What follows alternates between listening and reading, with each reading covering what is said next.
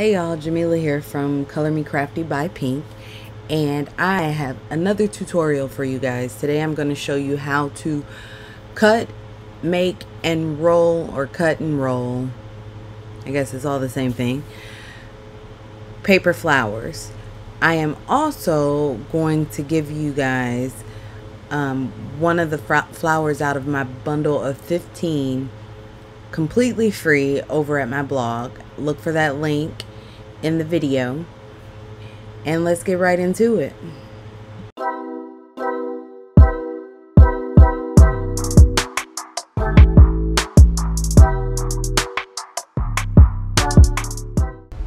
The first thing I like to do is cut all of my flowers out. I like to cut on a 12 by 12 sheet of paper. When you download the flowers, they are already pre-sized, and most projects take more than 4 flowers to complete. So I take a 12 by 12 sheet of cardstock, and I cut out 4 on each. When you're removing it from your sticky mat, which the blue mat is the best one to use because it is obviously a little bit less sticky, you want to be very careful not to rip your flowers. So I like to grab at one end and pull around instead of trying to pull off the whole thing at one time. When you get ready to start rolling, all you need is your Cricut tweezers and a hot glue gun.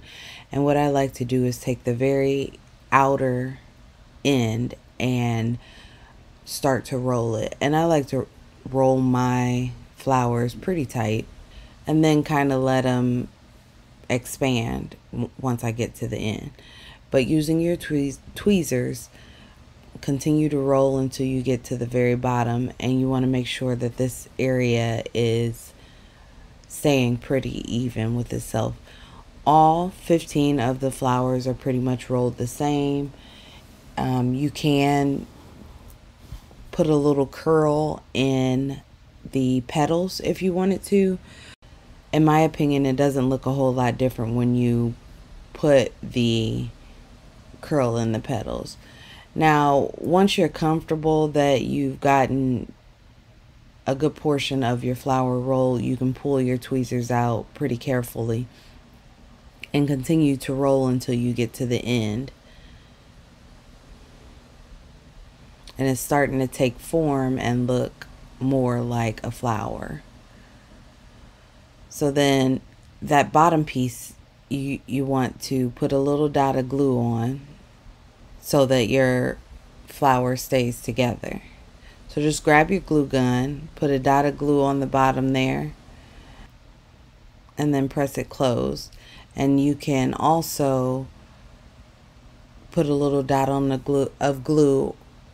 You can also put a little dot of glue on the very last petal to kind of give it a little bit more form.